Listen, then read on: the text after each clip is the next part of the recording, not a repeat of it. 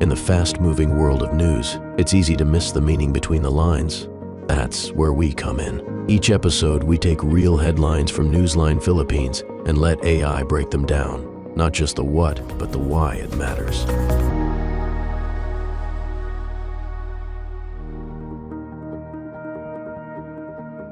Okay, so what happens when a city just, decides it's really had enough of litter and decides to turn up the heat on environmental rules? Today we're diving deep into exactly that kind of story coming out of Davao City in the Philippines. We've got some reports detailing a pretty intense recent crackdown on solid waste violations there. Our mission today is to unpack the specifics of this whole environmental enforcement push, figure out who's involved, and really what it means for the folks living there day to day. Right, let's get straight into it. The immediate impact. Well, the City Environment and Natural Resources Office, that's CENRO, basically Davao's environmental police, they apprehended 79 people. And get this, in less than a week, we're talking August 6th through 11th, 2025. All of them caught breaking Davao City Ordinance 036110.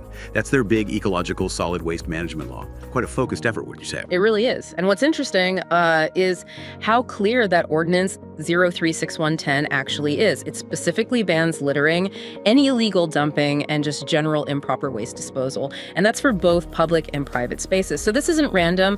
Section 49 of the ordinance explicitly requires the CENRO enforcement unit to catch violators and hand out citation tickets. There's a solid legal basis for what they're doing. Okay, those numbers, 79 people, are definitely compelling. Yeah. But here's where it gets really interesting, I think. If you dig just a bit deeper, you see this pattern. 64 of those 79 violators caught between 5 p.m. and midnight. That seems, very specific, doesn't it? Does that point to maybe a particular strategy, targeting times when maybe people think they won't get caught? Well, if you link that to the bigger picture, it certainly feels strategic.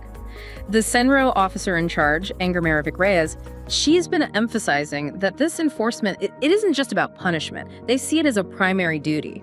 It's aimed at building, civic discipline while also protecting public health and the environment.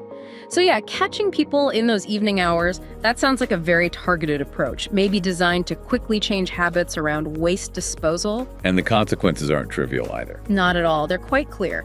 Offenders can face fines up to PHP 5,000.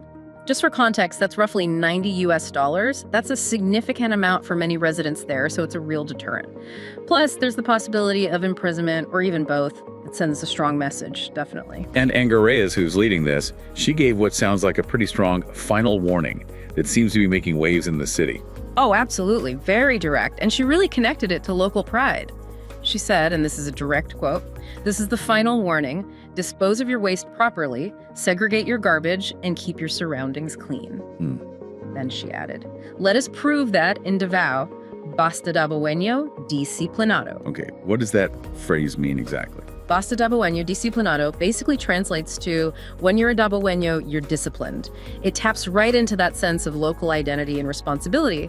And importantly, she also made it clear this isn't just about, say, the popular coastal road area. No, the ordinance is enforced everywhere, the entire city. It underlines that this is a citywide commitment, almost like a tough love approach to get behavior to shift quickly. Right.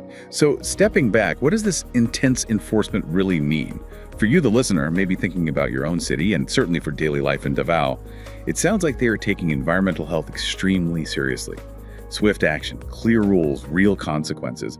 It really does highlight how clear regulations combined with consistent enforcement and then boosted by strong civic pride.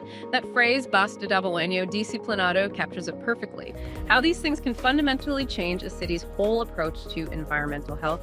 It definitely makes you think, doesn't it? Could similar ideas, clear rules, maybe a powerful local motto, decisive action work for environmental challenges in other places maybe even right where you live? Something to consider.